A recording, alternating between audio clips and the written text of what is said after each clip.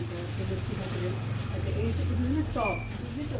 তো তো এটা তোমার টপ, আমি তার সাথে তোমাদের দিচ্ছি, জিনিসটা কিনে নেবে। হ্যাঁ, তারপর মিষ্টিটা বলো।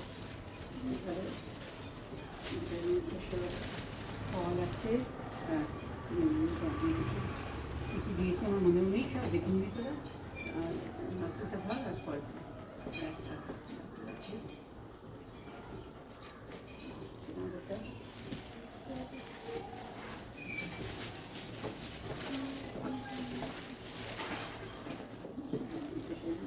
দাদা সাজগোজের জিনিস দিয়েছি, আর এটা গণেশ ঠাকুরের তোর দাদা,